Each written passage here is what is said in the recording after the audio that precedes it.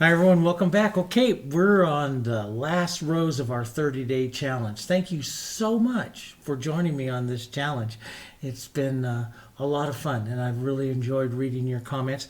Those of you that are posting over on our Facebook academies and onto our online classes into the forum, thanks for sharing your pictures and your journey. It really is a lot of fun for me to read your comments and to experience you learning it again. It just reminds me of the learning process, and it helps me as a teacher because you build me up as a teacher, and it just makes me want to share more and do more and push you into new areas and stuff. We have a lot of fun together painting these. Okay, the 30, rose number 30. So I want to go back to some of my favorite and my favorite white rose, and we'll put a different color blossom with it. But I do like this light bluish and kind of violet background. I like that. As a selling artist and stuff, it's great to paint all different kinds of backgrounds, put them out there into, go to your local show, art show, and sell your paintings and see which ones sell. And I always, whenever I put any kind of blue, I don't know if it's the sky, the lightning, of the color, but whenever I put any blue violet into the background of a good rose painting, they always sell really well. And I put them into those trays. I've showed you some of the trays. I love painting those trays, and they're just pure fun. So I'll put some of this back here. I'll wipe it down with my paper towel. I want a little bit of that yellow of the background and stuff, which is the white and yellow oxide and a touch of black, which I don't have out there. And my colors, again, same thing I've always used, the Hansa yellow oxide.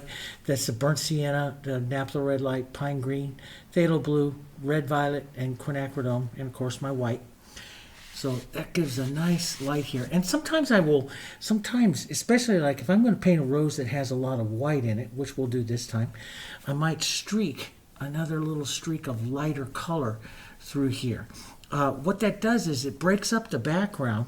You're an artist. The background, is the largest element into your painting. And this is, I used to always paint just solid backgrounds. But when I started adding energy and stuff like that into my backgrounds, more working to them, my paintings started selling better. And of course, it makes sense. The Dutch always say that, all of them always say that. Putting, you're decorating one of the largest elements that's in your painting, which is your background. All right.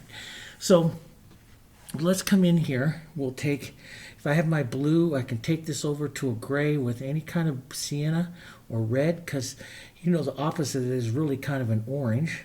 So I can take this grayed color. I want a grayed color to neutralize some of the blue here, and position my my kind of white rose. I'll put a kind of a white rose there. And I want to have some other blossom colors. Maybe I'll put a little bud down here too, or another secondary flower down here, but we're going to have some other blossoms. Now blossoms, we haven't painted any kind of reddish blossoms here or something like that. So let's put a few of those out here. And I'm just going to move the color around. I'm not going to paint them specifically yet. I'm just going to move the color and blur them around a bit. Move the color around my painting here. Drop these down. Some of these might disappear, but I'm just going to push these out like this and push the color into, wipe my finger a little, push it and blur it into the background there just a bit, and let those, I always start out kind of blurry, and then I'll just kind of slowly bring my painting up into focus. That's how I like to paint. I'm going to take some green and we'll cool it down, a little bit of violet into it here. Let's push down into some contrast here. Change the green up, let it become a little bit more green. Let's push a little contrast into our movement here. We're going to have a rose there. We can, idea of a stem and a few other little things going on, a little bit of movement here. Blur it out into that background. If your background's really dry, and you can't blur it so easy, take a little drop of water and just push it out. And you can always do this too. I haven't shown this yet, but you could always just mist the surface like that. Now, let that soak in for just a second, because this will really move the paint. See how quickly everything moves? So you can just do a quick movement like that and go through and soften everything out really easy, because you've added moisture to everything. See how well everything softens out really quick. Matter of fact, I can go like this and pretty much just get rid of that green right out there like that. I don't want to do that, but so you can mist your surface. You're an acrylic painter. Water is your solvent, is your medium. Think of different ways. You're the artist. We're the creators. Think of different ways in which you can get water back into your system there to make something move a little bit better, or make something, have a little bit more interest. Maybe you want to take that nice light color right back up through here again. Right through that motion, right through that painting there like that. I like motion like that through the painting. That just looks really neat too. I play with stuff like this. I create. This is how I create. Now let's take a little bit of our cool and some of our red. Let's come up here and let's just set the center of our rose here and let that come out like that. You can see that moisture. It works onto that surface there really easy. And, if you're in a real dry, area, squirt it a couple of times. You could also put down extender. And see, you can see how wet that stays. That little bit of moisture that I just misted on there stays wet here and works. And I can wipe my finger here and just push that right like that, right into the shape of the bowl of the flower that I want to paint here. I can cross across the front of it there, take some of that out. I can shape my flower here with some of this color that I have here already. It makes kind of a little bit different, kind of a nice thing. Let's put a bit of a brighter yellow orange right up into the light side of our flower here, the warm side. Push that all in together there. Let that come up and round. It's kind of nice. Let's start building some light. Let's take a heavy stroke of the light here and just lift my pressure of my brush as I just small strokes here to kind of shape the bowl. I'll push that up here like that for the rose. Pick up a bit more light. Let's build that up a bit more in the front here.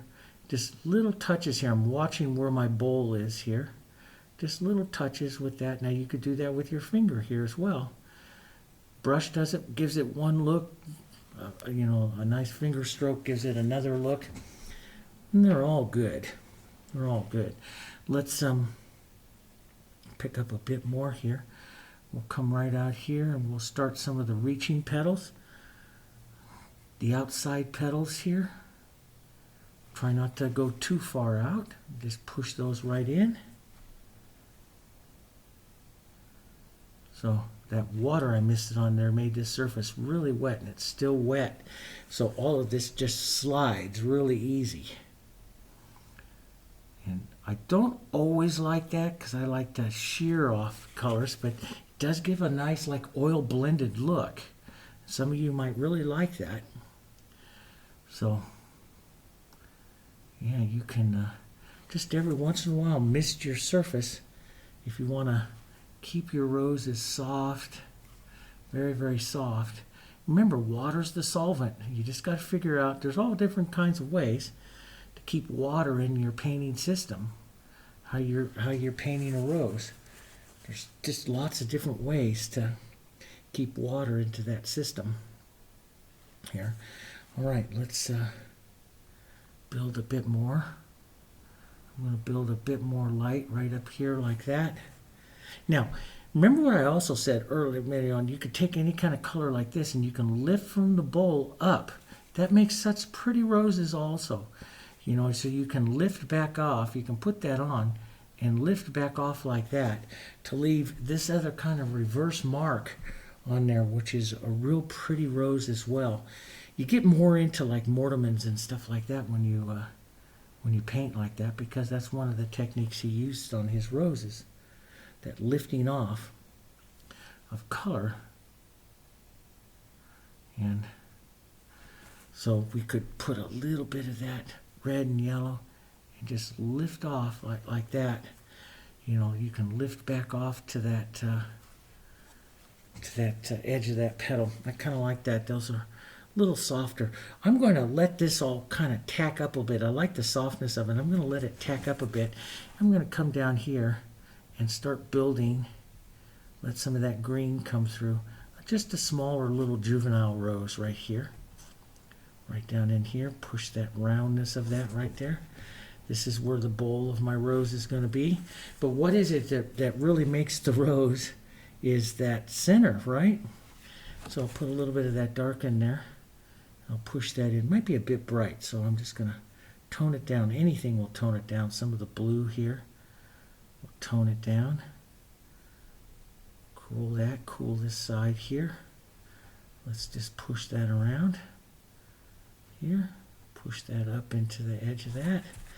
That's nice. With a nice kind of a transparent look to a start to it. Then we'll build. We'll build a little bit more here. Let's build the light petal coming down in. Stop it right at the bowl. Kind of visualize the roundness of the rose here. Visualize its roundness. You can add some petals around. This is not the important rose, so you don't need to spend a whole bunch of time on it. Maybe give a nice drop down just a bit here and give a nice a little bit more of a edge. Now you can even just take the corner and edge like that and make a more of a pinky edge to your petal. See how I can just drop that in? So you don't always have to pick the big strike right up against the edge. I can leave a little space and come back with the chisel and do that. And see, that makes a different look to the edge of the rose there too. I am constantly as an artist searching for different ways to stroke stuff and make my marks and my colors, build my colors to give different looks. Constantly looking and studying the masters and studying the old ways of doing things so I get new ideas. And of course what's really great is they painted in the oils and I shift it over to the acrylics and I can get a large variety of looks to it because I'll do a completely different way. I always take inspiration from them. I never copy them. I like to be inspired by the old masters. So we'll push like this, a little softness. Let this just go soft back up over here. Just let that whole rose stay very soft back over there. More of a real sheer look to it. We could build up this front just a bit more here and then let that fade away. Right like that. Just push. See, that just gives you a nice different way. But this the movement, right? It's the movement of the petals. That's what we're painting. Let's go back. We'll put just a touch of yellow in some of this and build just a bit more of this one. This is our big queen. It can have a little more color in her. And that will really set that. Look at that nice yellow. It carries through. And then you can diminish that by just putting a touch more white onto it. There. Not too much. You don't want to get rid of it, but let it diminish down a bit. Let's build another little lighter petal maybe right there. A little more white. Maybe onto the edge of a petal here. Pull this way. So I'm turning my brush like this so this petal is starting to curve this way because you want that petal to turn. In the old stroke flowers and in rosemary and stuff, we call those transition petals. They turn the viewer's eye around the paint, around the flower. So it's like a fan. It goes doot, doot, doot, doot, doot, and it changes you, and now your direction's going this way, see? So you start out this way. If you start out this way stroking, then you're coming around, coming around, coming around, coming around, always pulling into that center. So what this little petal does is just a small version of the entire rose, and it turns the viewer's eye. See, if I leave a few little marks like that, it's turning your eye right around like that visually, and that's what helps make your rose round, especially in a more open rose like this. So some roses you don't need to you don't need to have that. Some roses you will. If it looks a little strange, you got to figure out why does it look strange, and it might need a nice little transition in there. We'll put a little more light right there. That's kind of a nice little petal. Let's bring this petal down just a bit more, like that. Let's hit just a little bit more light right across the front of my rose here. I'll leave that. I like that kind of transparency back there, but I need to have just a touch more movement back in there to fill in. So I kind of like that maybe, and I'll just thin it out, little extender here. So I'll put my petals on a little bit transparent here. Just let that happen there like that. That finishes that up pretty nice. Maybe a little more rounding movement in there. And again, if you don't like it, you can reset it with the dark as well, right? Right, we did that. Let's put a little more light right onto that one. Maybe take the corner petal edging kind of technique, and let's just chisel a petal in here. Pull some of that shadow out there. Just get some of that movement. Some of that movement around on the bowl here. Maybe another little chiseled edge right there, and just a little bit, so you could just have the movement there. I'm going to take just a touch of the yellow, maybe even a little bit of my violet into that quinacridone, and reset that bowl right there like that.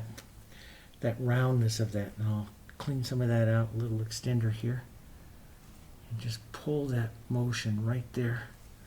Reset that motion of that bowl and pull this down slightly, and I got a better shadow in there. See, reset that in there, got a little better shadow. Bring that out. That's kind of pretty.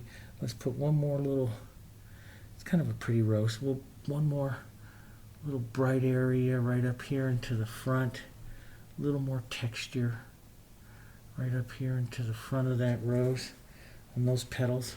That looks pretty good. Now we'll come back, paint some nice little soft reddish blossoms here.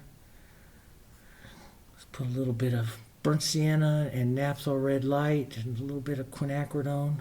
I'm going to add a touch of extender here just to slide the brush. And maybe every once in a while a little white into it here, so we get some variation of our colors.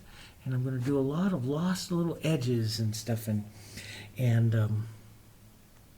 more of a, very, very casual looking little blossoms. That's a little bit cool, a little bright, little cool here. So let's get some red violet into this and some yellow oxide.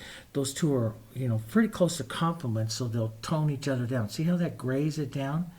Gives it a little more reddish, but it grays it down. I love yellow oxide and red violet together. It gives it's a nice tone. It's a little different tone, a little different kind of color. But if we have that red violet, let's push a little bit of that back down in here. I'm not going to do like, super specific blossoms. These are going to be very casual, because I want these wispy edges of the roses and stuff here. Very different. A different type of look. Let's put some right out through here. Just movement, color. See, isn't that kind of neat? This movement, color. And we'll come back up here. We'll go back up towards a nice little light here. And we'll push in a little light color into the blossom there as well. That one's kind of turned here. Let's make it look like it's turned a little bit more by giving it more of an angled petal here, like that. There we go. turn that back like that. And we'll give some nice light little petals here. This one turning down here, like that as well. And cool, little cool color there. That's kind of nice. We'll open this one up a bit since we have so many turned ones now. We'll open one up here a bit. Push in and out. Let's get just a touch more light into that. A little bit more of a petal shape here. Matter of fact, we'll go right over this other light one right here. Push in and out. See how that looks. That's going to go okay. And I think I'll ease or put a little more perfect on this side here, like that. Turns the blossom just a bit. We can have some short stroked ones here. A little bit of white just mottled into the brush, and you stroke and you get that nice movement to the petals, which is nice to have. Kind of lighter little color here. We'll just push that around. These are just impressionistic out here, so we don't need to have too much. Once we get the, a couple of blossoms painted, you don't really need to have a whole bunch of other stuff. Or the ideas of some blossoms painted. Let's put it that way. Push that in and out a bit. Here. Push that in and out. All kinds of ways to do them. Stuff that's just kind of a pretty. Then I'll come in with some green. You can touch like an idea of a little calyx and stuff to them. Here. It's bigger blossoms, of course, have the bigger calyxes and stuff, but we're being very quick and impressionistic. That's what we're painting. We're not painting realism here. We're painting impressionism. So we'll be a little bit impressionistic. But I like that color carrying through up into here. I think that's kind of pretty. We'll put a little bit of our blue into that green. That always makes beautiful leaves. A little of your background into that color there. You can use that to set a couple of leaves here. A couple of little marks of leaves. Here, maybe one or two of them coming out this way. Here, pull through just a bit. I might even just use more pine green. Nice big bright green in there. Different colors. And that's what I've said from the entire time of this series. Paint for difference. Paint something different. Don't paint what you like. Paint something different. And I know everyone always tells me, "Oh, I really love this one. I love that," and stuff. And that's great. And it really is. It makes me happy. You like it and stuff. But I paint for difference. I don't. I paint as many things as I can. Very, very different.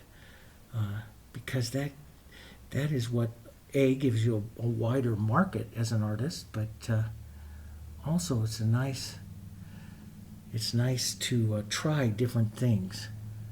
It helps you refine your skills. If that's how you really learn. I'll take a little bit of my pine green burnt sienna here. I'll do a little bit of negative painting here to, you can see that increases the contrast, adds a different little color to it here, to this composition. And I can come down here, I can start dropping some of this down like this, maybe a few other little lines and movements. We'll let some of this soften out here, get some of this nice soft coming out. Brush dance, right? The brush dance. Come out to the sides, just brush dance this out here, out like that. That's kind of nice. I do like that soft light petal with that. Bit of red violet, right, as a nice contrast into our blossoms there. Maybe you just pick up an edge of it. Might pick up an edge of just some of that red violet just traveling right there. take a little bit of our yellow oxide. Let's tap that right to one side here. Maybe just a touch of it back in through here, because you don't see very much of it into that one. Some haunts of yellow. Now, big dollop of it onto the corner. Let's tap that to the top light side of the blossom. Just a touch or two going around to the other side. Like that. It makes a nice, pretty little blossom. And you can touch a few other little areas of some of that color around. It just makes it kind of pretty. So you don't need to have, you know, perfectly shaped blossoms and stuff everywhere. Here we go, a little bit more movement through. So we're just going to leave this one down here just really casual. I like these little movement lines. And you can take a slightly lighter, we'll finish up here with a slightly lighter little bit of the green and light to push, pine green and white to push that nice little vein line on the leaf that I just think adds so much to the painting. Here, maybe a mark or two of that around. There you go.